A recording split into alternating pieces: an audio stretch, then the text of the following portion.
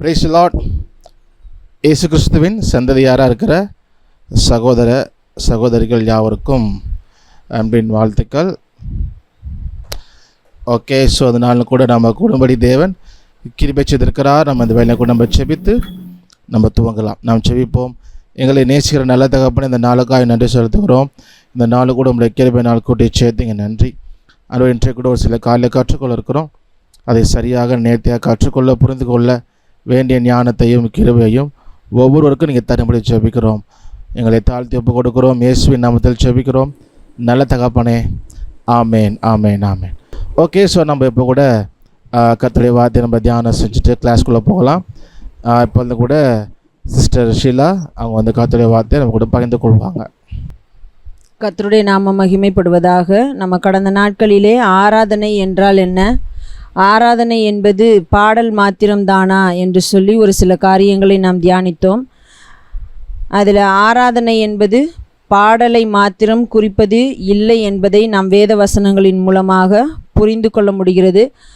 அதற்கு நாம் இன்னும் ஒரு வசனத்தை கூட வாசிப்போம் என்று சொன்னால் அது நமக்கு தெளிவாக புரியும். என்ன அப்படின்னு சொன்னால், தானியேல் 3ஆம் அதிகாரம் முழுமையுமாக நாம் வாசிக்கலாம். அதில் மிக முக்கியமாக 12, 14, 18 இந்த 3 வசனங்களை வாசிக்கும் பொழுது நமக்கு ஒரு காரியம் அங்கே சொல்லப்படுகிறது. என்ன அப்படின்னு சொல்லி நம்ம பார்த்தோமானால், அங்கே நேபுகாத்நேச்சார் ஒரு பொற்சிலையை உண்டு பண்ணி அதற்கு ஆராதனை செய்ய வேண்டும் என்று சொல்லுகிறதை நம்ம பார்க்கிறோம்.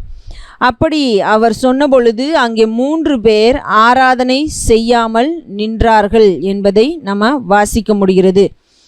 அப்படி அவர்கள் ஆராதனை செய்யாமல் நின்ற பொழுது என்ன நடந்தது அப்படின்ற சம்பவம் நம்ம எல்லாருக்கும் நன்றாக தெரியும். அப்போது அங்கே நேபுகாத்நேச்சார் சொன்ன பொழுது ஆராதனை என்பது பாடலை மாத்திரம் குறிக்கவில்லை என்பதை நாம் புரிந்து கொள்ள முடியும். அதே நேரத்தில் இந்த ஷாத்ராக், மேஷாக், ஆபேத்நேகோ, அனனியா, மிசாவேல், அசரியா என்பவர்கள் சொல்லுகிறார்கள், எங்கள் தேவன் எங்களை விடுவிக்காமற் போனாலும் நாங்கள் உம்முடைய தேவர்களுக்கு ஆராதனை செய்வதும் இல்லை, நீர் நிறுத்தின பொற்சிலையை பணிந்து கொள்வதும் இல்லை என்கிறது உமக்கு தெரிந்திருக்க கடவது என்றார்கள். அப்போது ஆராதனை என்பது என்ன அப்படின்றத நம்ம ஒரே ஒரு இடத்த மாத்திரம் வைத்துக்கொண்டு பாடல் மாத்திரம்தான் ஆராதனை என்று சொல்ல முடியாது. நம்ம வேதம் முழுவதிலும் வாசிக்கும் பொழுதும் கூட ஆராதனை என்று சொல்லும் பொழுது பாடலை மாத்திரம் ஒரு இடத்திலும் குறிக்கவில்லை என்பதை நாம் புரிந்து கொள்ள முடியும். பாடலும் ஆராதனையின் ஒரு பகுதிதான், ஆனால் அது மாத்திரம் ஆராதனை அல்ல என்பதை புரிந்து கொள்ளலாம். ஓகே, நாம் இன்றைக்கு ஆராதனை செய்கிறோம், தேவனை ஆராதிக்கிறோம், நாங்கள் ஆராதனைக்கு சென்று வந்தோம் என்று சொல்லுகிறோம். அடுத்ததாக இன்றைக்கு பார்க்கும் பொழுது வர்ஷிப் கான்சர்ட், அதாவது ஆராதனை கச்சேரி என்று தான் நம்ம அதை தமிழில் மொழிபெயர்க்க முடியும். ஆராதனை கச்சேரிகள் நடக்கிறதை நம்ம பார்க்குறோம். அப்போது இதெல்லாம் நடக்கும் பொழுது உண்மையிலேயே அவைகளெல்லாம் தேவனுக்கு பிரியமானதாக இருக்கிறதா என்பதை நாம் சிந்திக்க வேண்டிய இடத்திலே காணப்படுகிறோம். பழைய ஏற்பாட்டிலும் சரி புதிய ஏற்பாட்டிலும் சரி தேவனுக்கு பிரியமில்லாத ஆராதனை இருக்கிறதை பார்க்க முடிகிறது. தேவன் எல்லா ஆராதனைகளிலும் பிரியப்படுகிறவர் அல்ல என்று சொல்லி நம்ம வாசிக்கிறோம். அப்போது இன்றைக்கு நாம் இப்படிப்பட்ட காரியங்களை செய்யும் பொழுது அதிலே யார் மகிழ்ச்சி அடைகிறார்கள்? நம்முடைய ஆராதனை தேவனை மகிழ்விக்கவா அல்லது ஜனங்களை மகிழ்விக்கவா? தேவனை பிரியப்படுத்தவா அல்லது ஜனங்களை பிரியப்படுத்தவா என்பதை நாம் யோசித்து பார்க்க வேண்டும். நீங்களும் நானும் செய்கிற ஆராதனை, நீங்களும் நானும் செய்கிறதான தேவனை தொழுது கொள்ளுகிற எந்த விதமான செய்கையாக இருக்கட்டும், அது தேவனை பிரியப்படுத்துகிறதற்காகவா அல்லது நம்மை பிரியப்படுத்துகிறதற்காகவா, அல்லது நான் ஒருவேளை அந்த ஆராதனை பகுதியை நடத்துகிற அல்லது அங்கு வழி நடத்துகிற ஒருவனாக ஒருத்தியாக இருப்பேன் என்று சொன்னால் ஜனங்களை மகிழ்விக்கவா, பிரியப்படுத்தவா, எதற்காக நாம் இதை செய்கிறோம் என்பதை யோசித்து பார்க்க வேண்டும். நம்ம ஒரு வசனத்தை கூட வாசிக்கலாம். கொலோசையருக்கு எழுதின நிருபம் 2ஆம் அதிகாரம் 23ஆம் வசனம். கொலோசையருக்கு எழுதின நிருபம் 2ஆம் அதிகாரம் 23ஆம் வசனம். இப்படிப்பட்ட போதனைகள் சுய இஷ்டமான ஆராதனையையும் மாயமான தாழ்மையையும் சரீர ஒடுக்கத்தையும் பற்றி ஞானம் என்கிற பெயர் கொண்டிருந்தாலும் இவைகள் மாம்சத்தை பேணுகிறதற்கே ஒழிய மற்றொன்றிற்கும் பிரயோஜனப்படாது. இங்கே ஒரு காரியம் சொல்லப்பட்டிருக்கிறது. என்ன அப்படின்னு சொன்னால், இப்படிப்பட்ட போதனைகள் சுய இஷ்டமான ஆராதனையையும். அப்போ இதற்கு முன்பதாக ஒரு சில காரியங்கள் இருக்கிறதை நம்ம பார்க்க முடிகிறது. அது என்னென்ன காரியம் அப்படின்னு சொல்லி நீங்கள் வாசித்து பார்த்தீர்களானால் அது உங்களுக்கு தெரியும். என்ன அப்படின்னு சொல்லி நம்ம பார்க்கும் பொழுது 19ஆம் நம்ம 17ஆம் வசனத்திலிருந்தே அதற்கு வாசிக்க வேண்டும். அவைகள் வருங்காரியங்களுக்கு நிழலாயிருக்கிறது. அவைகளின் பொருள் கிறிஸ்துவை பற்றினது. கணுக்களாலும் கட்டுகளாலும் உதவி பெற்று இணைக்கப்பட்டு தேவ வளர்ச்சியாய் வளர்ந்தேறுகிற சரீரம் முழுவதையும் ஆதரிக்கிற தலையை பற்றி கொள்ளாமல், கிறிஸ்துவை பற்றி கொள்ளாமல், மாயமான தாழ்மையிலும் தேவ தூதர்களுக்கு செய்யும் ஆராதனையிலும் விருப்பமுற்று காணாதவைகளிலே துணிவாய் நுழைந்து தன் மாம்ச சிந்தையினாலே வீணாய் இருமாப்பு கொண்டிருக்கிற எவனும் உங்கள் பந்தய பொருளை நீங்கள் இழந்து போகும்படி உங்களை வஞ்சியாதிருக்க பாருங்கள். நீங்கள் கிறிஸ்துவுடனே கூட உலகத்தின் வழிபாடுகளுக்கு மரித்ததுண்டானால் இன்னும் உலக வழக்கத்தின்படி பிழைக்கிறவர்கள் போல மனுஷருடைய கற்பனைகளின்படியும் போதனைகளின்படியும் நடந்து தொடாதே, ருசி பாராதே, தீண்டாதே என்கிற கட்டளைக்கு உட்படுகிறதென்ன? இவை எல்லாம் அனுபவிக்கிறதினால் அழிந்து போகுமே இப்படிப்பட்ட போதனைகள். அப்போ இந்த 17லிருந்து 22 வசனங்களை வாசிக்கும் பொழுது நமக்கு ஒரு சில காரியங்கள் சொல்லப்படுகிறது. இதையெல்லாம் நம்முடைய வாழ்க்கையோடு யோசித்து பார்க்க வேண்டும். உலகத்தின் வழிபாடுகள், உலக வழக்கத்தின்படி இன்றைக்கும் நாம் என்னென்ன காரியங்கள் செய்து கொண்டிருக்கிறோம். இன்னொன்று மாயமான தாழ்மை. நம்முடைய பேச்சில் தாழ்மை இருக்குது, ஒரு சிலருக்கு முன்பாக தாழ்மை இருக்குது. எல்லாரிடத்திலும் நம்முடைய தாழ்மை வெளிப்படுவது கிடையாது. அடுத்து இன்னொன்று, தேவ தூதர்களுக்கு செய்யும் ஆராதனையிலும் விருப்பமுற்று. இன்றைக்கு இதை நாம் அதிகமாக நம்முடைய கிறிஸ்தவத்திலே பார்க்க முடிகிறது. நாங்கள் தேவனை மாத்திரம் ஆராதிக்கிறோம் என்று சொல்லுகிற ஆவிக்குரியவர்கள் என்று சொல்லி மார்தட்டி கொள்ளுகிற நம்மிலே அதை காண முடிகிறது. தேவதூதன் வந்தார், அவர் பேர் இது, அவர் பேர் அது, அவர் இதை செய்தார், அதை செய்தார், ராமா அவருக்கு கட்டளை கொடுத்தா அவர் நமக்கு இதை செஞ்சு தந்துடுவார், அதை செஞ்சு தந்து விடுவார். நாம் தூதர்களுக்கு கட்டளை கொடுப்பதற்கோ தூதர்கள்ட்ட சொல்கிறதுக்கோ நமக்கு எதுவும் கிடையாது. நமக்கு என்ன அப்படின்னு சொன்னால், நாம் ஒன்றுக்கும் கவலைப்படாமல் நம்முடைய எல்லா வேண்டுதல்களையும் விண்ணப்பங்களையும் ஸ்தோத்திரத்தோடே கூட தேவனுக்கு தெரியப்படுத்த வேண்டும். ஆனால் இன்றைக்கு தூதர்களுக்கு கட்டளை இடுகிறது, அவர்களை செய்ய வைக்கிறது, அவங்க எது வேணாலும் செய்து விடுவார்கள். இப்படி அப்போது தேவ தூதர்களுக்கு செய்கிற ஆராதனையில் விருப்பமுற்று அவர்களுக்கு பணிந்து அவர்களை அப்படியே போற்றி அவர்களையே தேவனுக்கு மேலாக வைத்து செயல்படுகிறதான காரியங்கள் இருக்கிறத பார்க்குறோம். அடுத்தது, காணாதவைகளிலே துணிவாய் நுழைந்து. நமக்கே என்னன்னு பெருசாக தெரியாது, என்னன்னு புரியாது, ஆனால் அதை பற்றி பயங்கரமாக பேசுகிறது, உபதேசிக்கிறது, பிரசங்கிக்கிறது, இப்படி அநேக காரியங்களை செய்கிறோம். அப்போது இப்படிப்பட்ட காரியங்களை செய்கிற இதெல்லாம் சுய இஷ்டமான ஆராதனை.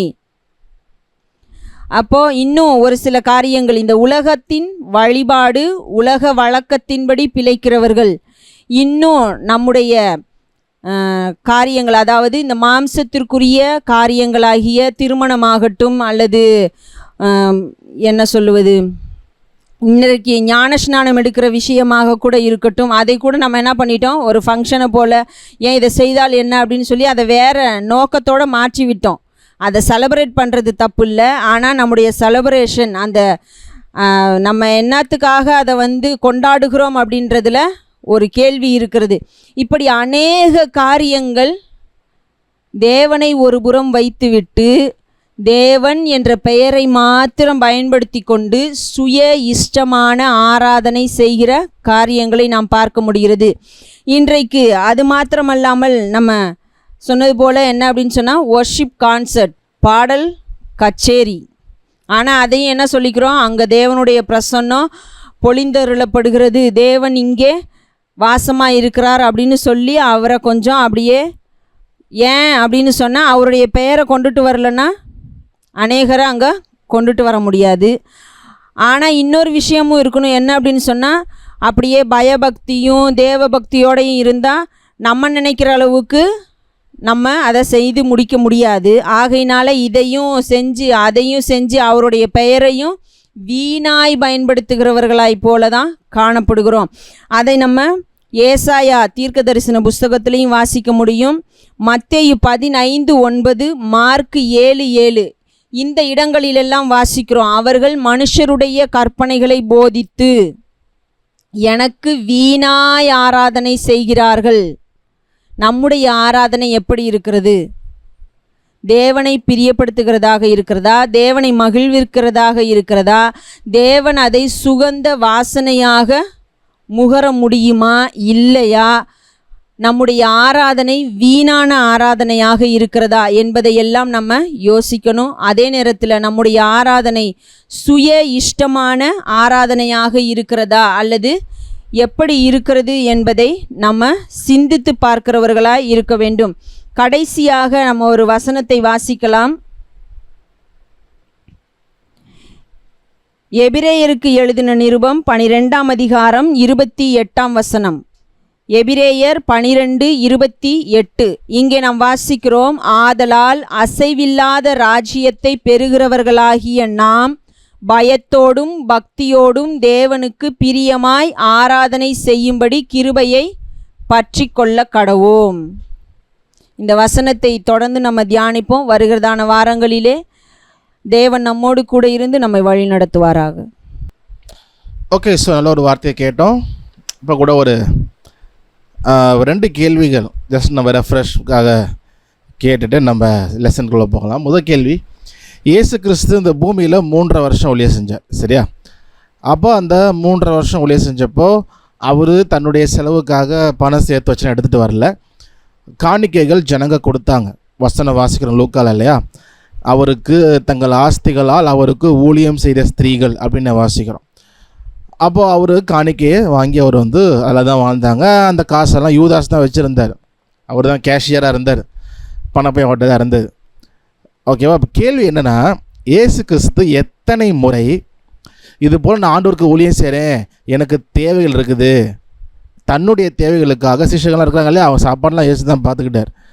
அப்போது எனக்கு இந்த தேவை இருக்குது அப்படின்னு சொல்லிட்டு எத்தனை முறை ஜனங்களிடம் இயேசு காணிக்கை கேட்டார்? அதான் கேள்வி.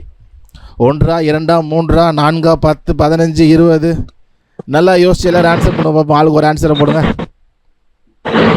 நோ சார், ஒரு தடவை கூட கேட்கல. அப்படியா? ஒரு தடவை கூட கேட்கலையா? ஜோஷ்வா சதீஷ் பதில் ஒரு தடவை கூட கேட்கலன்றாங்க. எல்லாம் நோ நோ 0. எல்லாமே டக்கு டக்குன்னு ஆன்சர் பண்ணுறீங்க யோசிக்காமையே. தப்பாயிட போகுது.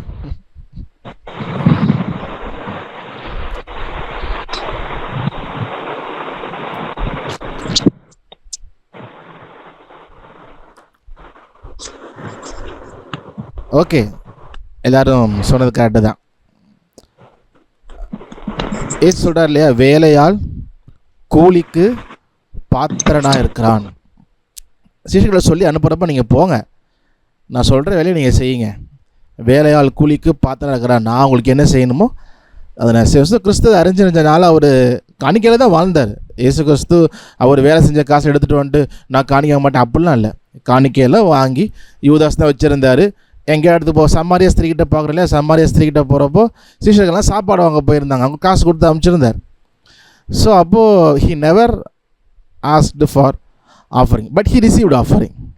சரி, இது முதல் கேள்வி. 2வது கேள்வி, அப்போஸ்தலர்கள், இயேசுடைய அப்போஸ்தலர்கள் சீஷர்கள் அவர்கள் தங்களுடைய தேவைக்காக பர்சனல் நீட்ஸ்க்காக நான் ஊழியம் செய்கிறேங்க, கப்பல் பிரயாணம் போகிறேங்க, டிக்கெட் கொடுங்க, அது இது தங்களுடைய தேவைகளுக்காக எத்தனை முறை கேட்டார்கள்? அடுத்த கொஸ்டின். இது நல்லா யோசிச்சு சொல்லலாம் ஆன்சர், டக்கு டக்குன்னு போட்ட கூட.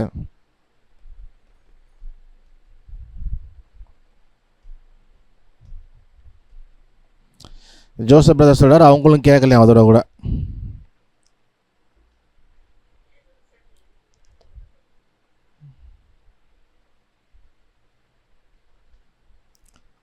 Ask for the offering.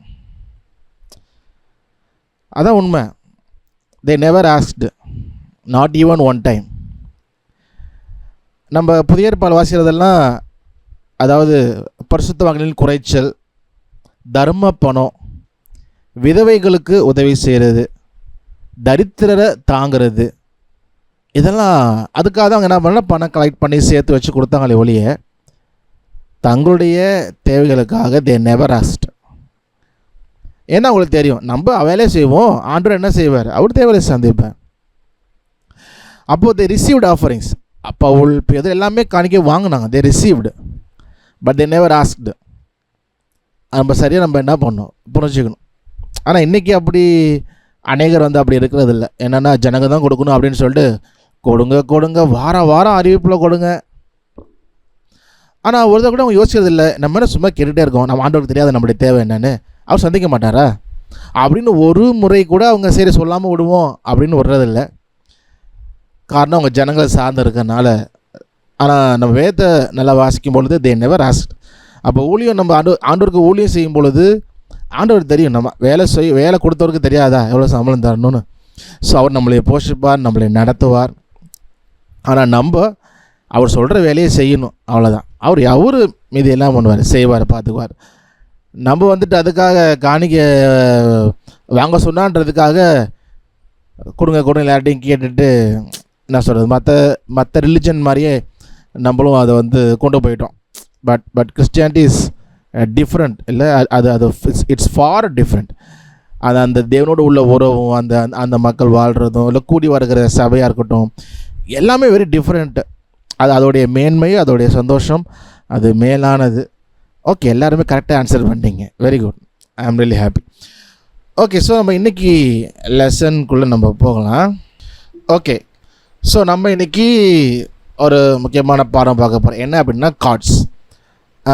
எல்லோரும் எதிர்பார்க்குற லெசன் கூட இதுதான் நினைக்கிறேன், கார்ட்ஸ். ஏன்னா நம்ம பாடல்களுக்கு கார்ட்ஸ் தான் வாசிப்போம் இல்லையா, கார்ட்ஸ் தான் வாசிப்போம். அதனால் ஒரு பாட்டுக்கு கார்ட்ஸ் வாசிக்கிற மாதிரி சொல்லிக் கொடுத்தா போதுங்க, எனக்கு மற்றதெல்லாம் வேணும். சில பேர்லாம் வந்துட்டு எப்போ கார்ட்ஸ் வரும் அப்படின்னு ஸ்கேல் போகிறப்ப இல்லை எப்போ கார்ட்ஸ் வரும், ரிலேட்டிவ் மேனர் எப்போ கார்ட்ஸ் வரும் அப்படின்ட்டு. ஏன்னா பாட்டுக்கு கார்ட்ஸ் தான் வாசிக்கிறோம், அப்போ எனக்கு ஸ்ட்ரைட்டாக கார்ட்ஸு சொல்லி கொடுத்துருங்க அப்படின்வாங்க. அது யூஸ்ஃபுல்லாக இருக்காது. எப்படின்னா ப்ராப்பராக படித்தா தான் அது நமக்கு புரிஞ்சு வாசிக்க ஈஸியாக இருக்கும், இல்லாட்டி அது நமக்கு பிரயோஜனமாக இருக்காது. சரிங்களா? அது எப்படி புரியுற மாதிரி ஒரு சிம்பிளாக சொல்லணும்னா, ஒரு குவிஸ் கேம் மாதிரி ஒரு கேம் வச்சாங்களாம். அதில் சொன்னாரா எப்போ அந்த கேமில் வந்து 10 கேள்வி, மொதல் கேள்விக்கு இவ்வளோ காசு, 2வது கேள்விக்கு இவ்வளோ காசு, 3வது கேள்விக்கு இவ்வளோ காசு, 10வது கேள்வி சொல்லி முடிச்சிங்கன்னா உங்களுக்கு 10 லட்சம் ப்ரைஸ் அப்படின்னாராம். அப்போ அவர் வந்து அப்போ 10வது கேள்வி முதல்ல கேளுங்க அப்படின்னாராம். அப்போலாம் கிடையாது, நீ முதல் கேள்வி வரிசையாக தான் என்ன போகணும். ஸோ அந்த மாதிரி நிறைய பேர் என்ன பண்ணுறாரு, நேராக கார்ட்ஸ் அப்படின்ட்டு சில பேர் ஆன்லைனில் கார்ட்ஸ் போடுறாங்க இல்லையா, நானுமே போடுறேன். ஸோ நிறைய பேர் அந்த வந்து சில பாட்டுக்கு கார்ட்ஸ் போடுறாங்க. அந்த கார்ட்ஸ் எடுத்து வச்சுட்டு பாட்டுக்கு எப்படியோ அப்படி இப்படி தப்பி தவறி போட்டுறாங்க, அவ்வளோதான். இப்படி வாசிக்கிறப்போ கீபோர்டு வாசிக்கிறாருல்ல, தம்பி இந்த பாட்டு வாசிங்க அப்படின்னா தான். இல்லை ரிதம் பொருளில் மாறி போச்சுன்னா ரொம்ப உங்களுக்கு வந்து சங்கடமாயிடும். ஸோ அது எப்போ நமக்கு உதவியாக இருக்காது.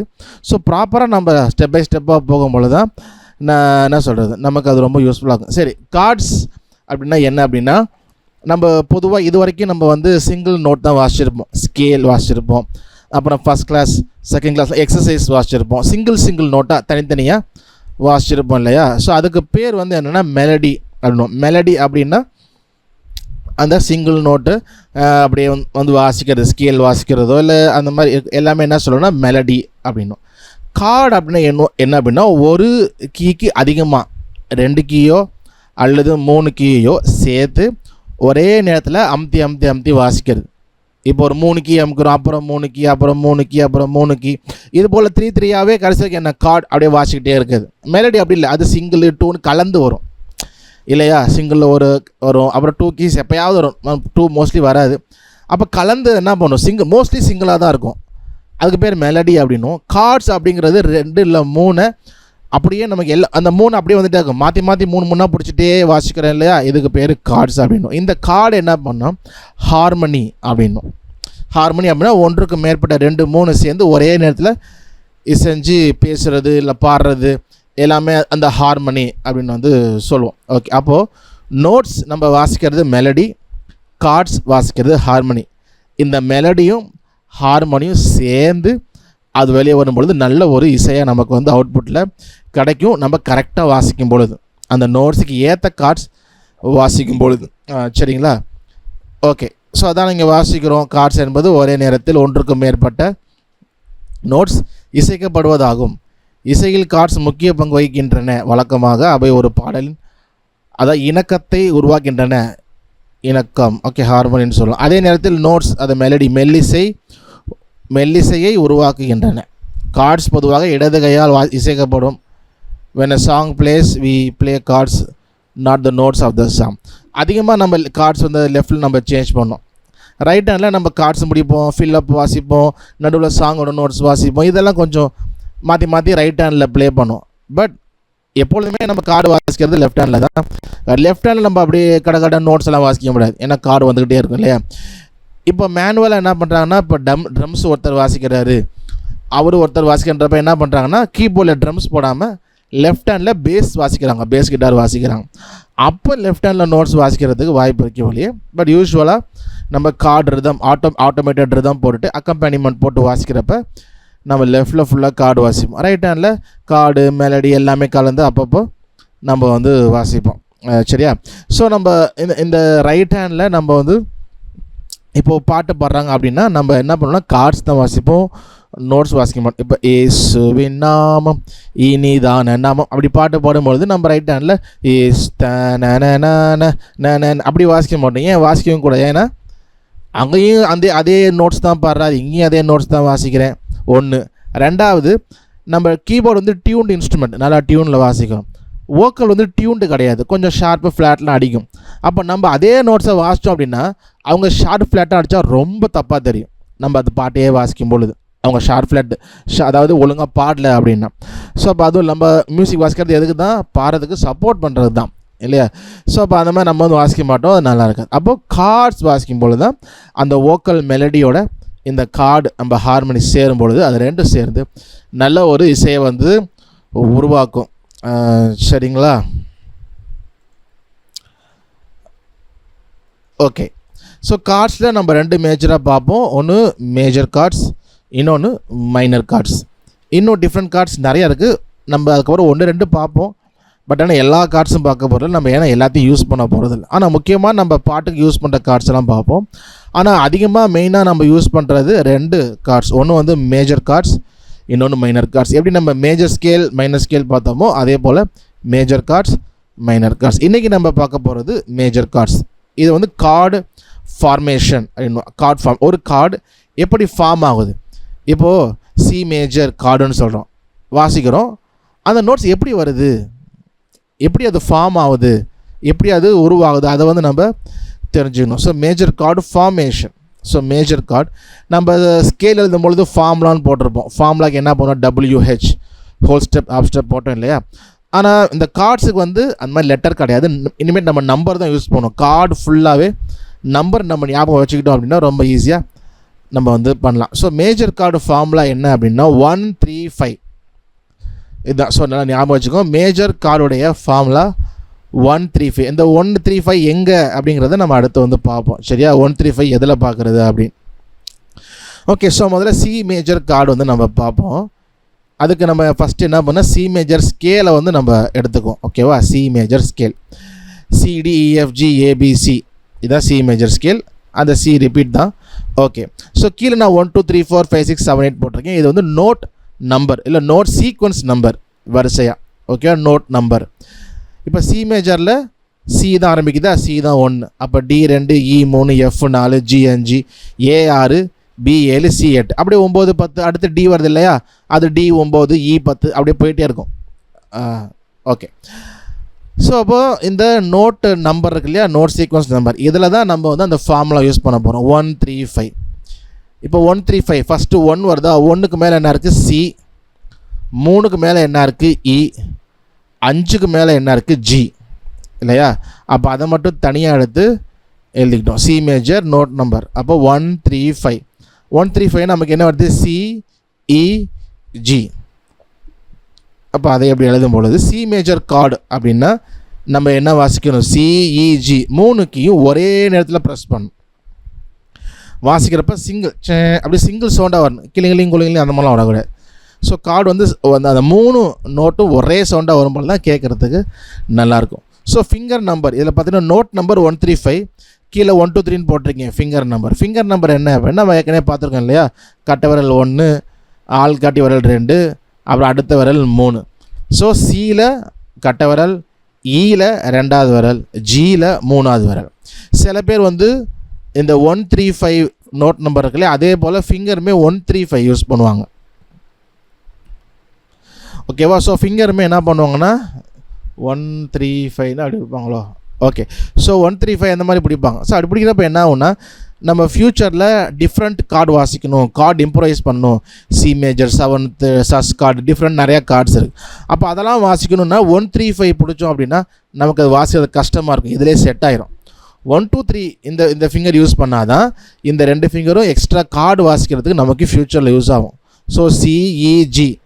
ஓகே. ஸோ அது வாசிங்க. மேபி உங்களுக்கு பிகினிங்கில் ஸ்ட்ரெச் பண்ணும்போது கொஞ்சம் கஷ்டமாக இருக்கலாம், ஆனால் ஒரு 2 நாள் முன் தொடர்ந்து வாசிக்கிறப்ப ரொம்ப ஈஸியாகிடும். அது பிகினிங்கில் ஸ்ட்ரெச் பண்ணுறப்ப அது அந்த நரம்பு நர்வ்ஸ் கொஞ்சம் ரிலாக்ஸ் ஆகிறது தானே. ஸோ அதனால் பிரச்சனை இல்லை. ஸோ 1 2 3 தான் finger number. Okay. 1 2 3 finger number, note number 135. அப்போ அந்த மேஜர் கார்டுடைய ஃபார்முலா 135. நம்ம எப்படி மேஜர் ஸ்கேல் ஃபார்முலா ஒரு ஃபார்முலா வச்சு 12 ஸ்கேல் எழுதணுமோ, அதே போல் இந்த 135 ஃபார்முலா வச்சு 12 மேஜர் கார்டுமே நம்ம எழுதிடலாம். சரியா. ஓகே. அப்போது சி மேஜர் கார்டு அப்படின்னு சொன்னால் சிஇஜி 3க்கையும் ஃபிங்கர் நம்பர் 1 2 3 அது 3ஐயுமே ஒரே நேரத்தில் ப்ரெஸ் பண்ணணும். இதுதான் C major chord. C major chord C E G. Okay. So அடுத்து ஓகே இதையே நம்ம கீபோர்டில் பார்த்துடலாம். ஸோ இதை வந்து என்ன சொல்லணும்னா C E G 135 note number root chord அப்படின்னு சொல்லுவோம். ஓகேவா. C E G root chord.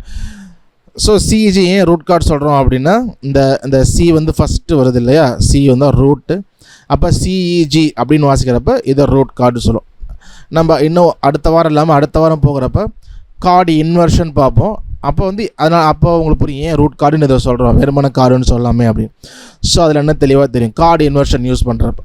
ஸோ ஆனால் இந்த சி மேஜரில் சி முதல்ல வச்சு சிஇஜி அப்படின்னு வாசிக்கிறது ரூட் கார்டு அப்படின்னு சொல்லுவோம். சரியா. ஸோ ஒரே டைமில் 3க்கையும் சேர்த்து அழுத்தணும். எஃப்என் அப்படின்னு போட்டால் ஃபிங்கர் நம்பர் 1 2 3, என்என் அப்படின்னு போட்டால் நோட் நம்பர் 135. ஸோ அதை வந்து எப்போ நீங்கள் தெளிவாக தெரிஞ்சுக்கோங்க, குழம்பிடக்கூடாது. ஓகே. அடுத்து டி மேஜர். ஸோ மேஜர் கார்ட்ஸுடைய ஃபார்முலா திரும்ப ஒரு நம்ம சொல்லிட்டு பார்த்துட்டு போயிடலாம். 135 அதை மறந்துக்கூடாது. சரியா. ஸோ 135 நம்ம ஸ்கேல்ஸ்னால் நமக்கு நல்லா தெரியும்னா அதை வச்சு நம்ம 135 ஞாபகம் இருந்தால் எப்போ வேணால் எங்கே வேணால் டக்குன்னு எந்த கார்டு வேணால் நம்ம எழுதிடலாம். சரிங்களா. ஓகே. ஸோ இந்த மாதிரி நம்ம ஸ்கேல் கார்டெலாம் மோஸ்ட்லி நம்ம எழுதி இல்லை யோசித்து அந்த மாதிரி பண்ணும்பொழுது நமக்கு யூஸ்ஃபுல்லாக இருக்கும். Okay. So 135. So D major scale நம்ம எழுதிக்குவோம். D E F sharp G A B C sharp D. So டியில் 1, இயில் 2, F sharp 3, G 4, A 5, B 6, C sharp 7, D 8. இப்போது டி 1 அடுத்து 3 தான் பார்க்கணும் இல்லையா. 3ல் என்ன இருக்குது, எஃப் ஷார்ப் இருக்குது, 5ல் ஏ இருக்குது. அப்போது அதை மட்டும் தனியாக கீழே இருந்துன்னா D F sharp A. So அதை எடுத்து எழுதணும் அப்படின்னா டி மேஜர் கார்டு உடைய நோட்ஸ் என்ன அப்படின்னா D F sharp A, note number 135 அதே தான், ஃபிங்கர் நம்பர் 1 2 3 அதே தான். ஸோ கார்டு எல்லாமே 1 2 3 நம்பர் தான் யூஸ் பண்ணணும். சரிங்களா. So D major chord D F sharp A. அப்போ இ மேஜர் கார்டு என்ன வரும், யாராவது கமெண்ட் பண்ண நோட்டில் எழுதி பார்த்து கமெண்ட் பண்ணுங்க பார்ப்போம். இ மேஜர் கார்டுக்கு என்னென்ன நோட்ஸ் வரும்? E G sharp B. Okay, நான் சவுண்ட் வச்சுக்கேன். இ ஜி ஷார்ப் பியா ரோபின் சொல்லியிருக்காப்புல. இ ஜி ஷார்ப் பி சுபி ஜோன்ஸ், ஜெப்ரானி, மெஸ்டன். E G sharp B, Joshua. Okay, very good. So அப்போ உங்களுக்கு புரிஞ்சுக்கும். ரொம்ப சிம்பிளாக தான் இருக்கு இல்லையா, ரொம்ப கஷ்டமாலாம் இல்லை. சில பேருக்கு ரிலேட்டிவ் மைனர் தான் சில பேர் கொஞ்சம் கஷ்டமாக இருக்குது அப்படின்னாங்க. ஆனால் இது ரொம்ப ஈஸியாக இருக்குன்னு நினைக்கிறேன். அந்த ஸ்கேலில் 135 அவ்வளோதான், ரொம்ப simple. Okay, so very good sir, டக்குன்னு சொல்லிட்டீங்க. அதே தான். ஓகே, டி மேஜர் கார்டு பியானோவில் அப்படியே பார்க்குறேன். D F sharp A 1 2 3 finger number 135 note number. E major chord நீங்கள் சொன்ன மாதிரியே 135 formula E G sharp B. So அதே பியானோ பார்க்கும்பொழுது இ ஜி ஷார்ப் பி இப்படி இருக்கும். ஓகே, எஃப் மேஜர் அதே formula. So F G A B flat C D E F.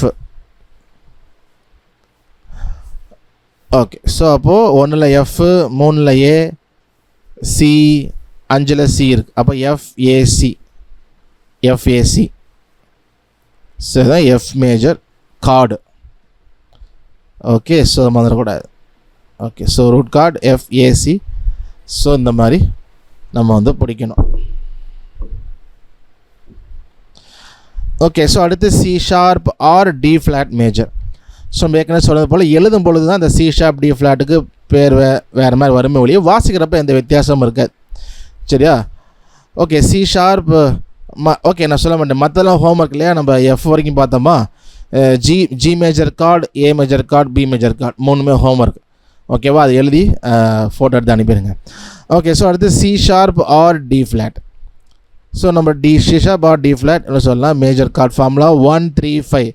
அது மறந்துடக்கூடாது. ஸோ இது வந்து டி ஃப்ளாட் மேஜர் ஸ்கேல் போட்டிருக்கேன். அப்போ D flat, E flat, F, G flat, A flat, B flat, C, D flat. அப்போ 1ல் D flat இருக்குது, 3ல் F இருக்குது, 5ல் ஏ ஃப்ளாட் இருக்குது. அப்போது D flat, F, A flat. இதே சி ஷார்ப் மேஜர் வந்துச்சுன்னா C sharp, E sharp, G sharp. So அப்படி இருக்கும். C sharp, E sharp, G ஷார்ப்னு இருக்கும். சி அப்படி வேணால் எழுதிக்கலாம். பட் நமக்கு வாசிக்கிறப்போ ஒரே இதுதான்.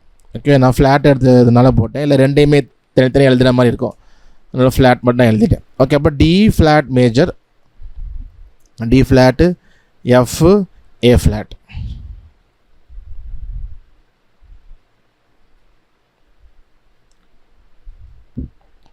ஓகே, ஸோ அதுக்கு எஸ் சொல்லுங்கள். எதுவும் கொஸ்டினா?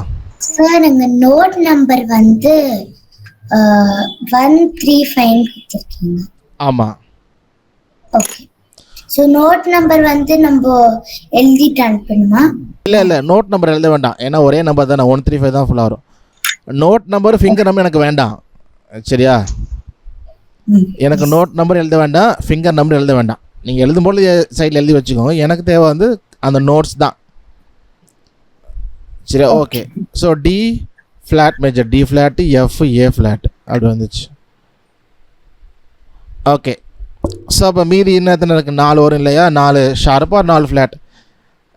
D sharp, F sharp, G sharp, A sharp, or E flat, G flat, A flat, B flat. அதுவுமே ஹோம்ஒர்க்கு. நீங்கள் எழுதி அந்த நோட்ஸை மட்டும் எழுதி எனக்கு அனுப்புங்க. ஸோ எழுதும் பொழுது நீங்கள் நான் எழுதின மாதிரி இப்போ நான் லெசன் எடுக்கிறப்போ தனித்தனியாக எழுதுகிறேன், அந்த மாதிரி ரொம்ப தனித்தனியாக எழுத வேணாம். சரியா? ஸோ நான் டீச் பண்ணுறதுக்கு அப்படி யூஸ் பண்ணுறேன். நீங்கள் வந்து எழுதுகிறப்ப எப்படி எழுதலாம் அப்படின்னா, நீங்கள் எப்படி எழுதிடலாம். ஸோ இந்த மாதிரி ஒரு கார்டு சார்ட் மாதிரி போட்டு, இல்லை ஒரு கோடு போட்டு கூட நீங்கள் சி மேஜர்னா C E G, D major, D F sharp, இது போல் வரிசையாக நீங்கள் 12க்கும் எழுதி அனுப்புனது ஓகே போதும். ஸோ அதான் நமக்கு தேவை. நான் உங்களுக்கு எக்ஸ்பிளைன் பண்ணுறதுக்காக நான் அந்த மாதிரி தனித்தனியாக போட்டிருப்பேன். அதனால் நீங்கள் அப்படியே ஒருவருக்கும் எழுதணும்னு அவசியம் கிடையாது. சரிங்களா? உங்களுக்கு அப்படி எழுதுனா எனக்கு இன்னும் ஈஸியாக புரியும்னா நீங்கள் எழுதிக்கலாம். It's your wish. Okay, so எனக்கு இப்படி அனுப்புனா போதும். ஸோ உங்களுக்கு எழுதிக்கோங்க. பட் உங்களுக்கு அப்படி எழுதுனா எனக்கு ஈஸியாக புரியும், சரியாக எனக்கு புரியல அப்படின்னா நீங்கள் அப்படி கூட எழுதிக்கோங்க. இது கட்டாயம் கிடையாது. சார், ரைட்டிங் அசைன்மெண்ட் எது சார்? ஒரு நிமிஷம் சொல்கிறீங்களா சார்? புரியல, என்னது ரைட்டிங் அசைன்மெண்ட் எதாவது பண்ணணுன்ற சொல்கிறீங்க? ரைட்டிங் அசைன்மெண்ட் இப்போ நம்ம வந்து சிடிஇஎஃப் 4, அப்புறம் C sharp or D flat பார்த்துருக்கோம். அப்போ 5 பார்த்துருக்கோம். 12ல் 5 போச்சுன்னா மீதி 7 இல்லையா? G major, A major, B major 3, அப்புறம் D sharp, F sharp, G sharp, A sharp. So மொத்தம் 7 எழுதுகிற மாதிரி இருக்கும் ஹோம்ஒர்க்குக்கு. Okay okay okay. ஸோ அதே போல் இன்னொரு அசைன்மெண்ட் இருக்கும். நம்ம சவுண்டு மேட்ச் சொன்னேன் இல்லையா? சவுண்டு மேட்ச் நம்ம தொடர்ந்து அந்த அசைன்மெண்ட் ஃபுல்லாக வந்துகிட்டே தான் இருக்கும். போன வாரம் சிஆர்டி, டிஆர்இ, இஆர்எஃப் பார்த்தோம். இந்த வாரம் F R G, G R A, A R B, B R C. So 20 exercise, 5 exercise இருக்கும். ஸோ 20 இருக்கும். 4 குரூப்பில் நம்ம லீடர் வந்து ஷேர் பண்ணுவாங்க. நீங்கள் எப்போதும் போல் எழுதி அதை லிசன் பண்ணி ஹையராக லோவராக்கா அப்படின்றத பார்த்து எழுதி ஃபோட்டோ எடுத்து எங்கள் பர்சனல் அனுப்பிடுங்க. நான் குரூப்பில் இந்த 12 நோட்ஸுமே MP3 அனுப்பியிருந்தேன். அதை நீங்கள் வந்து உங்கள் ஃபோனில் மியூசிக் பிளேயர் இருக்கு இல்லையா? பிளேயர், அந்த பிளேயரில் ஃபோல்டு க்ரியேட் பண்ணி போட்டுட்டு நீங்கள் அதை ஷஃபிள் பண்ணுங்கள். அதில் ஷஃபிள் ஆப்ஷன் இருக்கு இல்லையா? ஷஃபிள்னால் அதை வந்து ஒரு அடியும் ஷஃபிள் பண்ணி விடும். அப்போ நீங்கள் சவுண்ட் மேட்ச் பண்ணி நீங்கள் அதை ப்ளே பண்ணி நீங்கள் வந்து பாருங்கள். ஒன்ஸ் நீங்கள் முடிச்சிட்டிங்கன்னா திரும்ப ஷஃபிள் பண்ணுங்கள். அப்போ எத்தனை வாட்டி நீங்கள் பண்ணுறீங்களோ உங்களுக்கு அது இயர் ட்ரைனிங்க்கு யூஸ்ஃபுல்லாக இருக்கும். ஸோ அது வந்து நீங்கள் நார்மலாக பண்ணுங்கள். அதுக்கு தான் அந்த சவுண்ட் அனுப்பியிருந்தேன். இது வந்து நம்ம வந்து எப்போதும் போல் நீங்கள் எக்ஸசைஸ் கேட்டு எழுதி எனக்கு எடுத்து அனுப்பணும். சரியா? So 2 writing exercise. ஒன்று வந்து கார்டு, ஓகேவா? 7 அந்த மேஜர் கார்டு வந்து நீங்கள் எழுதி அனுப்பணும். ஓகே, 1. 2வது இந்த சவுண்டு மேட்ச் அசைன்மெண்ட் 2 நோட்ஸில் எஃப்ஆர்ஜி, ஜிஆர்ஏ, ஏஆர்இ. இந்த பிக்சர் கூட அப்படியே நான் பிக்சராக கன்வெர்ட் பண்ணி உங்களுக்கு குரூப்பில் போட்டு விட்றேன். சரியா? இன்றைக்கி முடிச்சோடனே போட்டு விட்டுறேன். அப்படி சப்போஸ் மறந்துட்டால் நாளைக்கு ஞாபகப்படுத்துங்க. இந்த பிபிடி இமேஜாக கன்வெர்ட் பண்ணி அப்படியே போட்டுறேன். ஒன்றும் பிரச்சனை, நம்ம போட்டால் கூட ஈஸியாக இருக்கும். ஓகே. ஸோ இந்த கார்டு வந்து இப்போ வீடியோ அசைன்மெண்ட் இருக்குது, ஓகேவா? ஸோ அது எப்படி வாசிக்கணும் அப்படின்றது வந்து இருக்குது. ஸோ 3 அசைன்மெண்ட்டாக இருக்கும். நான் ஜஸ்ட்டு ப்ளே பண்ணி காமிக்கிறேன், நீங்கள் பொறுமையாக பாருங்கள். பார்த்துட்டு திரும்ப நான் அப்புறம் எக்ஸ்பிளைன் பண்ணுறேன். முதல்ல ஒவ்வொரு கார்டையும் சும்மா ப்ளே பண்ணி ஜஸ்ட் சும்மா ப்ளே பண்ணுங்க.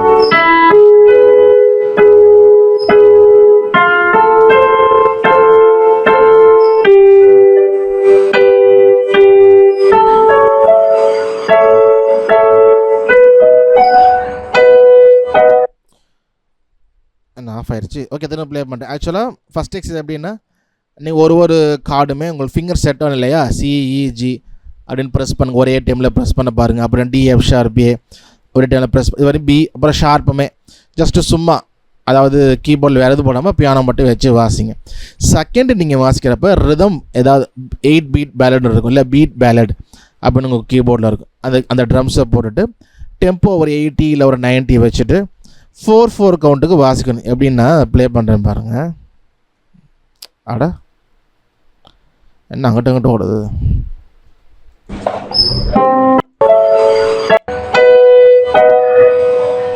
பெருதான் ப்ளே போட்டுட்டு 2 3 4 1 2 3 4 1 அப்புறம் 1 2 3 4 1 2 3 4 அப்புறம் 2 வாட்டி ஒரு 4 ஒரு தடவை 1 2 3 4 1 2 3 4 1 2 3 4 1 2 3 4 1 2 3 4 1 ஸோ உங்கள் கீபோர்டில் ட்ரம்ஸ் இருக்கும், பீட் பேலட் அப்படின்னு இருக்கும். அதை போட்டு இதில் டெம்போ 107 இருக்குது. நீங்கள் 107 வைக்கணும்னு அவசியம் இல்லை, 100 வைங்க.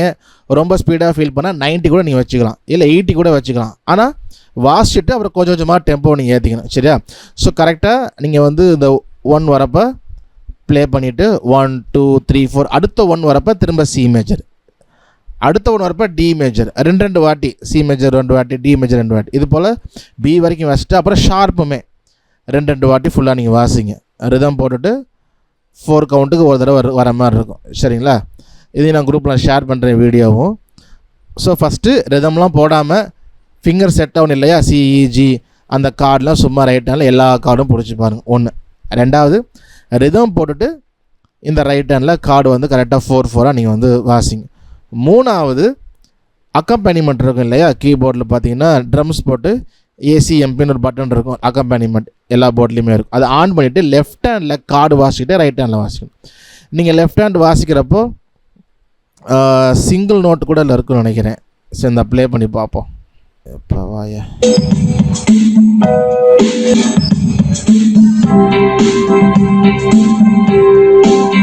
ஸோ சி மேஜர் ரைட் ஹேண்டில் வாசிக்கிறப்போ லெஃப்ட் ஹேண்டில் சி மட்டும். ஏன்னா நீங்கள் சி மட்டும் அதனாலே லெஃப்ட் ஹேண்டில் பார்த்தீங்கன்னா ஃபுல் கார்டு வரும். சரியா?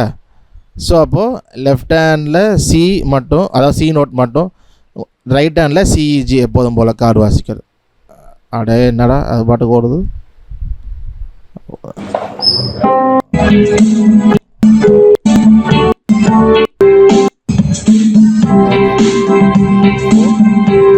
ரெண்டு வாட்டி அதே போல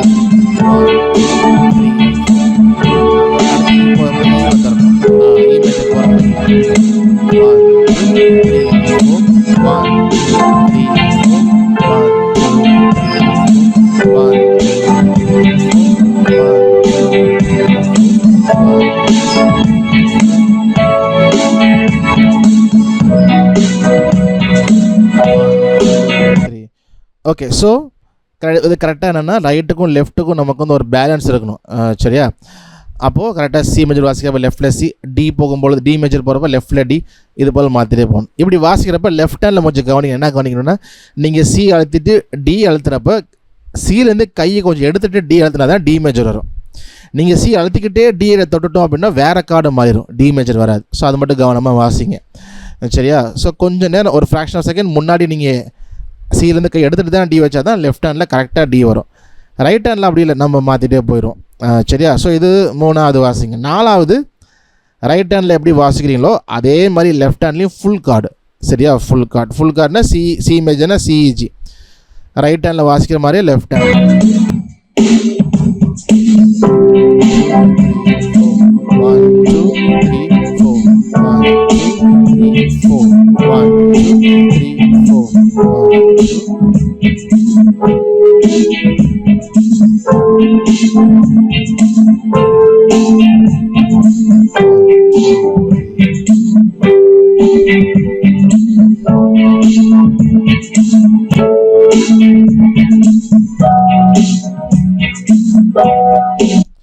ஓகே. ஸோ உங்களுக்கு வந்து இந்த 1 2 3 4 கவுண்ட் பண்ணும்போது எங்கே 1 ஆரம்பிக்குதுன்னு தெரில அப்படின்னா கீபோர்டில் பார்த்தீங்கன்னா ஒரு கீபோர்டு வித்தியாசமாக இருக்கும். சில கீபோர்டில் 1 2 3 4 நம்பரே வரும். சில கீபோர்டில் அந்த மொதல் கவுண்ட்டுக்கு பெரிய டாட்டாக ஏறியும் 2 3 4க்கு சின்ன மார்க் மாதிரி இருக்கும். ஸோ எப்படியாவது ஒரு நிறைய போர்டில் மோஸ்ட்லி அந்த மாதிரி மென்ஷன் பண்ணியிருப்பாங்க. ஒன்று நம்பர் வரும், இல்லை இந்த ரவுண்டாக இல்லை அம்புக்குறி மாதிரி ஏதாவது ஒன்று வந்து பிளிங்க் ஆகும். ஸோ அதை நீங்கள் செக் பண்ணி பாருங்கள். சரியா? அப்படி இல்லைன்னா எதுவுமே இல்லைன்னா ஒன்றும் பிரச்சனை இல்லை. நீங்கள் 4 கரெக்டாக கவுண்ட் மட்டும் பண்ணிவிட்டு நீங்கள் வந்து வாசிங்க. சரியா? ஸோ வீடியோ அசைன்மெண்ட் புரிஞ்சுன்னு நினைக்கிறேன். முதல்ல எதுவும் பண்ணாமல் ரைட் ஹேண்டில் C E G D F sharp A. Rhythm timing இருக்குது, நம்ம தனியாக ஒரு லெசன் பார்ப்போம் 4-4-2-4-9. ஸோ இப்போதைக்கு நீங்கள் 2-4லேயும் 4-4 அதான் அந்த பீட் பேலட்னு இருக்கும். பேலடு ஏதாவது ஒரு பேலட்டை போட்டுக்கோங்க. பேலட் எல்லாமே 4x4 தான் இருக்கும். ஸோ பேலட் போடுங்க. சப்போஸ் உங்கள் கீபோர்டில் ரிதம் தெரில அப்படின்னா நீங்கள் கீபோர்டு மாடலை இல்லை கீபோர்டு அந்த மேனுவல் அந்த இருக்கு இல்லையா ஸ்டைல் லிஸ்ட்டு எனக்கு அதை அனுப்புனீங்கன்னா நான் பார்த்து சொல்கிறேன் எந்த ரிதம் வாசிக்கணும் அப்படின்னு. ஏன்னா இப்போயே ரிதம் குறித்து சொன்னோம் அப்படின்னா குழம்பிடும். ஸோ அதனால் பேலட் இருக்கும். 8 பீட் பேலட் இருக்கும், இல்லை பீட் பேலட் இருக்கும், இல்லை பேலட்டில் வேறு பேலட் கூட இருந்தால் கூட நீங்கள் போட்டு வாசிங்க. டெம்போ சொன்னது போல் 80 இல்லை 90 வச்சு வாசிங்க. அது ஸோ லெஃப்ட் ஹேண்ட் வந்து ஃபிங்கர் கொஞ்சம் வந்து நம்ம இதுதான் வாசிக்கணும் கிடையாது. நீங்கள் வந்து எப்படி செட் ஆகுதோ நீங்கள் வாசிங்க. சரியா? அதை நம்ம அப்புறம் பார்த்துக்கலாம். ஆனால் இப்போதைக்கு கான்சன்ட்ரேட் பண்ணி ரைட் ஹேண்டில் மட்டும் கான்சன்ட்ரேட் பண்ணுங்கள். சரியா? 1 2 3 ரைட் ஹேண்டில் வச்சுக்கோங்க. லெஃப்ட் ஹேண்டில் உங்களுக்கு இஷ்டமான ஃபிங்கர் நீங்கள் வாசிக்கலாம். ஓகேவா? You're free to play. அதை நீங்கள் சூஸ் பண்ணிக்கோங்க. ஓகே. ஸோ அப்போ முதல்ல ரைட் ஹேண்ட் மட்டும் சிஇஜி டிஎஃப் ஷார்ப்பே கொஞ்சம் வாசித்து பாருங்கள். அந்த கை கொஞ்சம் செட் ஆகட்டும். ரெண்டாவது அந்த ரிதமை போட்டுட்டு சப்போஸ் உங்களுக்கு ட்ரம்ஸ் 4x4 தெரில அப்படின்னா நீங்கள் ரிதம் போட வேணாம். மெட்ரோனம் அப்படின்னு ஒரு ஆப்ஷன் இருக்குது கீபோர்டில். மெட்ரோனம் போட்டிங்கன்னா அது கவுண்ட் பண்ணும், டிக்னு வரும். அது 4-4ல் அதை டிக்டின்னு கவுண்ட் பண்ணிட்டே போயிட்டே தான் இருக்கும். அப்போ உங்களுக்கு வந்து 4-4-2-4 குழப்பம் இருக்காது. மெட்ரோனம் போட்டுட்டு நீங்கள் ஒரு கவுண்ட்டுக்கு வாசிங்க. ஸோ நான் ஏன் ட்ரம்ஸை சூஸ் பண்ணுறேன்னா உங்களுக்கு வந்து இந்த கார்டெல்லாம் வரும்பொழுது அது கேட்குறது நல்லாயிருக்கும் இல்லையா? ஸோ அதனால தான் நான் கார்டோடய சொல்கிறேன்.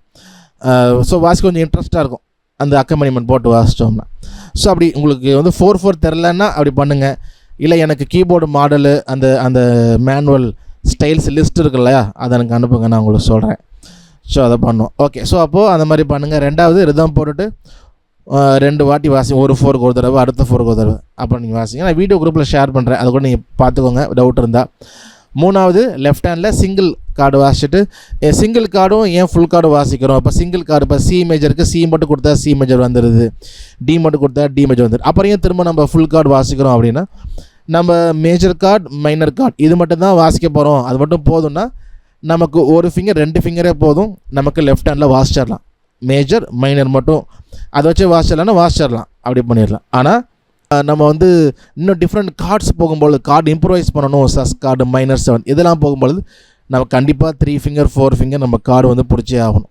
ஸோ அதனால் அதுவுமே ஸோ பிகினிங்லேயே 3 ஃபிங்கர் வராதுன்றனால உங்களுக்கு சிங்கிள் ஃபிங்கர் வாசிட்டு போங்கன்னா ஈஸியாக இருக்கும். ஆமாம், இந்த வீடியோ வந்து நான் குரூப்பில் ஷேர் பண்ணுறேன். ஓகே, நான் யூடியூப்பில் அப்லோட் பண்ணிவிட்டு லிங்க் நான் உங்களுக்கு ஷேர் பண்ணிடுறேன். சரியா, நாளைக்கு. ஸோ எப்போ வேணால் நீங்கள் பார்த்துக்கலாம்.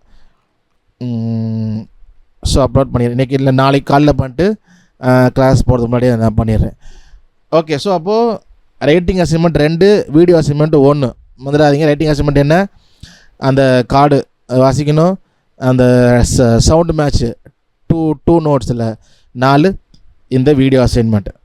சரியா, நான் இதையுமே உங்களுக்கு அது 2யுமே நான் அனுப்புகிறேன். ரைட்டிங் அசைன்மெண்ட்டு நான் குரூப்பில் ஷேர் பண்ணுறேன் அந்த இமேஜாக.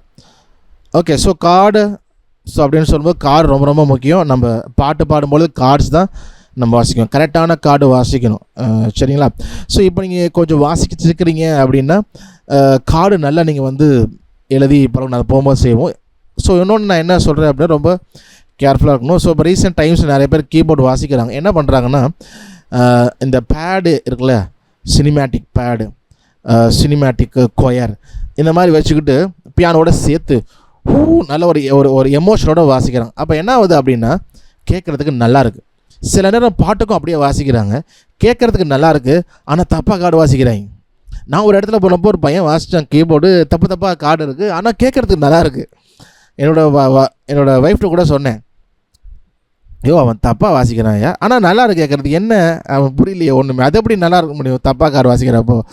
என்னென்னா அந்த பேடு எமோஷன் இருக்கு இல்லையா, அந்த சினிமேட்டிக் பேடு, அந்த இன்னும் கொஞ்சம் கொயரு, அட்மாஸ்பியர் நிறைய டோன்ஸ் இருக்குது, 3-4 டோன்ஸ் ஆட் பண்ணி அந்த சினிமேட்டிக் பேக்ரவுண்ட் மியூசிக் மாதிரி கொடுக்குறாங்களா. அப்போது ஒரு எமோஷனை க்ரியேட் பண்ணுது, அந்த சவுண்டு ஒரு எமோஷனை க்ரியேட் பண்ணுது. ஆனால் சாங் பாடும்பொழுது கரெக்டான கார்டு வாசி அந்த ஒரு எமோஷன் இல்லை, அந்த ஒரு ஜாய்ஃபுல் இல்லை.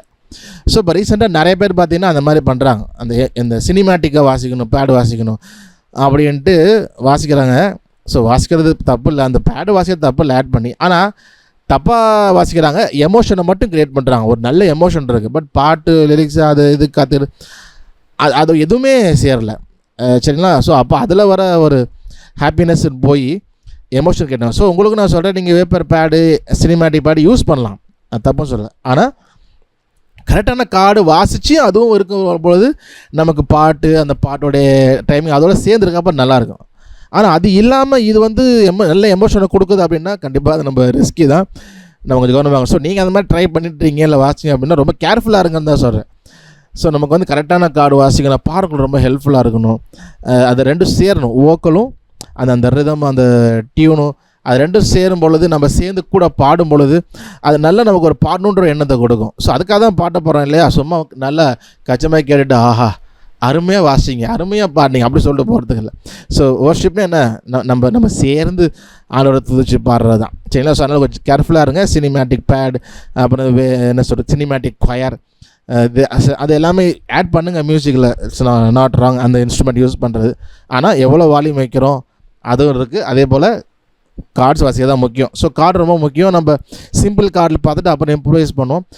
ஸோ நீங்கள் வாசிக்கும் பொழுது வாசிங்க, டெய்லி ஒரு தடவை ஸ்கேல் வாசிடுங்க, எல்லா ஸ்கேலையும் வாசிங்க, அதோட கூட கார்டையும் வாசிங்க. இந்த ஸ்கேல், இந்த கார்ட்ஸ் வந்து டெய்லி ஒரு தடவை வாசிட்டீங்க அப்படின்னா நல்ல ஒரு நமக்கு மைண்டில் ஏறும். சரியா, ஸோ கார்டு ரொம்ப முக்கியம். ஸோ மனசில் வந்து வச்சுக்கோங்க. ஸோ புரிஞ்சுக்க நினைக்கிறேன். ஸோ இந்த லெசன் ஏதாவது டவுட்ஸ் இருக்கா? மேஜர் கார்டு ஃபார்மேஷன் லெசனில் இல்லை அசைன்மெண்ட்ஸில் டவுட்டு தான் நீங்கள் கேட்கலாம். ஸோ எதுக்காக இப்படி வாசிக்கிறோம் இன்னொன்று நான் சொல்லிடுறேன். அப்படின்னா நம்ம எடுத்தோடனே பாட்டுக்கு டக்கு டக்குன்னு வாசிக்க முடியாது. ஏன்னா பாட்டுக்கு அங்கங்கே கார்டு ஜம்ப் ஆகும், திடீர்னு மாறும். ஸோ எடுத்தோடனே பாட்டுக்கு போனோம்னா டக்கு டக்குன்னு நம்மளால மாற்ற முடியாது. ஓகே. ஸோ இந்த எக்ஸசைஸ் நிறையா இந்த மாதிரி பண்ணிவிட்டு அப்புறம் நம்ம பாட்டுக்கு போகும்பொழுது தான் அப்பவுமே கொஞ்சம் டைம் எடுக்கும், ஆனால் வாசிச்சிடலாம். நம்ம இந்த எக்ஸசைஸ் வாசிக்காமல் நேராக பாட்டு போனோன்னா நமக்கு டக்குன்னு கையை மாற்ற முடியாது. ஸோ அதனால தான் இந்த மாதிரி எக்ஸசைஸ் இருக்கும், கொஞ்சம் நிறையா இருக்கும். ஸோ அதை நான் பண்ணிவிட்டு போகும்பொழுது நமக்கு ரொம்ப அது ஈஸியாக இருக்கும், நம்மளால் செய்யவும் முடியும். ஏதாவது கொஸ்டின்ஸ் இருக்கா? Questions, doubts regarding this lesson R this assignment? ஒன்று கேட்கலாமா? சொல்லுங்கள். இது இந்த லெஃப்ட் ஹேண்ட் சைடில் அந்த கார்ட்ஸ் வாசிக்கணும்ல, அது அந்த கார்ட்ஸ் வந்து அந்த 3 கேஸ் 1 3 5 அது மாதிரி வாசிக்கணுமா இல்லை சேர்ந்து தான் வாசிக்கணும்? 135னா நோட் நம்பரை சொல்கிறேன். 1 2 3 இல்லை, லெஃப்ட் வந்து 1 2 3 தான் வாசிக்கணும் அவசியம் கிடையாது. உங்களுக்கு எப்படி வசதியாக இருக்கும் நீ அப்படி பிடிச்சிக்கலாம். இல்லை, சிங்கிள் ஃபர்ஸ்ட் சொன்னீங்க, அப்புறம் செகண்ட் வந்து 3 நோட்ஸுமே வந்து சேர்த்து ப்ளே பண்ணணும்னு சொன்னீங்கல்ல? ஆமாம். சிங்கிளுக்கு வந்து நம்ம சுண்டி வரல இல்லை 4th ஃபிங்கர் எது வேணால் யூஸ் பண்ணிக்கலாம். அதுக்குமே இதுதான் வாசிக்கணும் கட்டாயம் கிடையாது. ஃபுல் கார்டு வாசிக்கிறப்பையும் 1 2 3 தான் வாசிக்கணும்னு அவசியம் கிடையாது. நீங்கள் எந்த கார்டுமோ எது உங்களுக்கு வசதியாக இருக்கோ நீ வாசிச்சுக்கலாம். ஸோ இப்போது கீபோர்டு மாடலை பொறுத்து உங்களுக்கு இந்த பீட் நேம்லாம் இருக்கும். ஸோ கேஷியோலையும் எமஹாலையும் மோஸ்ட்லி உங்களுக்கு இந்த பேலடு பீட் பேலடு இருக்கும். வேறு மாடல் கீபோர்ட்னால் உங்களுக்கு இந்த பீட் பேலட் இருக்குது, 8 பீட் பேலட் இருக்காது. நீங்கள் கீபோர்டு மாடல் வேணால் அப்படி இல்லைன்னா கீபோர்டில் இல்லைன்னா மாடல் அனுப்புங்க. அந்த ஸ்டைல் லிஸ்ட் இருக்கு இல்லையா, ஸ்டைல் லிஸ்ட் எனக்கு அனுப்புனீங்கன்னா அதுக்கு வேறு என்ன நேம் இருக்கோ அதை வந்து பார்த்து நான் சொல்லேன். சரியா? இல்லை நீங்களே ஒன்று ஒன்றா போட்டு பாருங்கள், 4 கவுண்ட் வர மாதிரி உங்களுக்கு கீபோர்டில் லைட் இறங்கினா அதை செக் பண்ணுங்கள், நீங்களே ட்ரை பண்ணுங்கள். இல்லாட்டி எனக்கு அந்த கீபோர்ட் நேம் மாடல் அந்த ஸ்டைல் லிஸ்ட் அனுப்புங்க. சரி, ஓகே. வேற ஏதாவது கொஸ்டின்ஸ் இருக்கா? அந்த லெஃப்ட்டும் ரைட்டும் சேர்ந்து வாசிக்கும் போது எல்லா 12 வாசிக்கணுமா? லெஃப்ட் ரைட் வாசிக்கிறப்ப அந்த எல்லா 12 மேஜர் கார்ட்ஸ் வாசிக்கணும். ஆமாம் 12 வாசிக்கணும். இப்போ நம்ம பார்த்தது வீடியோவில் பி வரைக்கும் பார்த்துருப்போம். சி 2 வாட்டி, டி 2 வாட்டி, பி முடிச்சுட்டு அதே போல் சி ஷார்ப் 2 வாட்டி, டி ஷார்ப் 2 வாட்டி, அதே போல் ஷார்ப் எல்லாம் 12மே வாசிக்கணும். ஆனால் ரொம்ப டைம் எடுக்காது, உங்களுக்கு ரொம்ப டைம் கம்மியாக தான் எடுக்கும். ஸோ மற்ற அசைன்மெண்ட் டைம் எடுத்துருக்கும், இது ஜஸ்ட் 2 வாட்டி வாசிக்கிறனால உங்களுக்கு ரொம்ப டைம் எடுக்காது. அதனால் ஃபுல்லாக வாசிங்க, 12மே வாசிச்சிருங்க. ஓகே. ஸோ நமக்கு வந்து கொஸ்டினை நம்ம ப்ரேயர் பண்ணி நம்ம கன்க்ளூட் பண்ணலாம். ஸோ அசைன்மெண்ட் கம்ப்ளீட் பண்ணாதவங்க, பெண்டிங் வச்சுக்கிறவங்களாம் சீக்கிரம் பண்ணிடுங்க. நமக்கு போக போக அசைன்மெண்ட் கொஞ்சம் எக்ஸ்ட்ரா தான் இருக்கும், கொஞ்சம் நீங்கள் டைம் ஸ்பெண்ட் பண்ணுற மாதிரி இருக்கும். ஓகேவா? ஸோ கொஞ்சம் கீபோர்டுக்கும் கொஞ்சம் டைம் ஒதுக்கிடுங்க. ஒரு நாளைக்கு ஒரு குறைஞ்சது 10 நிமிஷம் மினிமம் சொல்கிறேன். அதுக்காக 10 நிமிஷம் இல்லை, மினிமம் 10 மினிட்ஸாவது நீங்கள் வாசிக்கிறதுக்கு இல்லை எழுதுறதுக்கு நீங்கள் ஸ்பெண்ட் பண்ணுங்கள், மினிமம் சொல்கிறேன். ஸோ அதை தாண்டி கொண்டுச்சுன்னா நீங்கள் வந்து ஸ்பெண்ட் பண்ணுங்கள். பட் ஏன்னா போக போக நம்ம கொஞ்சம் சாங்ஸ்லாம் இன்னும் போகல, சாங்ஸ் போயிட்டால் இன்னும் கொஞ்சம் டைம் நமக்கு தேவைப்படும். சரியா? லெசனுக்கும் தேவைப்படும், எக்ஸசைஸ் தேவைப்படும், ஆனால் நமக்கு ரொம்ப அது வந்து யூஸ்ஃபுல்லாக இருக்கும். சரியா? ஸோ அதனால் கொஞ்சம் டைம் ஒதுக்கி நீங்கள் வந்து பண்ணுங்கள். இன்னும் ஒரு 2 மாதம் ஆயிடுச்சா, இன்னும் ஒரு 3 months தான். ஸோ அது வரைக்கும் கொஞ்சம் வரிசையாக கொஞ்சம் டைம் ஸ்பெண்ட் ஒதுக்கிங்க. அப்போ நீங்கள் கூட அப்புறம் ரிலாக்ஸாக கூட டைம் ஸ்பெண்ட் பண்ணிக்கலாம், கிளாஸ் முடிஞ்சு. ஸோ இப்போ நம்ம ரெகுலராக பார்த்துக்கிறனால ரெகுலராக அதுக்கு டைம் ஸ்பெண்ட் பண்ணுங்கள், கண்டிப்பாக அது யூஸ்ஃபுல்லாக இருக்கும். சரி, ஓகே. ஸோ நம்ம ஜெபித்து நம்ம வந்து நிறைய செய்யலாம். எங்களை நேசிக்கிற நல்ல தகப்பனே, அந்த நாளுக்காய் நன்றி செலுத்துகிறோம். அந்த 4 ரோசனுக்காக கட்சியில் கிருபை செய்தீங்க தகப்பனே. இந்த பாடல்களை நாங்கள் வாசிக்கும் போது கார்ட்ஸ் ரொம்ப முக்கியமானதாக இருக்கிறது. அதை நாங்கள் இன்னும் போக போக சரியாக புரிந்து கொள்ளணும். எந்த கார்டு எங்கே வாசிக்கணும் என்பதை அறிந்து நாங்கள் வாசிக்கும் பொழுது அப்போ பாடுகிறவர்களுக்கு நாங்கள் எந்த ஒரு இடையூறாக இல்லாமல் சரியான கார்டு அவங்களுக்கு கொடுத்து நல்ல ஒரு உதவியாக வாசிக்க நாங்கள் எல்லோரும் சேர்ந்து உம்முடைய சமூகத்தில் மகிழ்ந்திருக்கும்படி தகப்பனே எங்களுக்கு அதை சரியாக கற்றுக்கொள்ள ஞானத்தை நீங்கள் ஒவ்வொருவருக்கும் தருபடி ஜெபிக்கிறோம். தாழ்த்தி ஒப்பு கொடுக்குறோம், ஆசீர்வாதத்தை வழி நடத்துங்க. இயேசுவின் நாமத்தில் ஜெபிக்கிறோம் நல்ல தகப்பனே, ஆமேன் ஆமேன். என் ஆத்மாவே கர்த்தரை ஸ்தோத்திரி, என் முழு பரிசுத்த நாமத்தை ஸ்தோத்திரி. என் ஆத்மாவே கர்த்தரை ஸ்தோத்திரி, அவர் செய்த சகல உபகாரங்களையும் மறவாதே. ஆமேன் ஆமேன் ஆமேன்.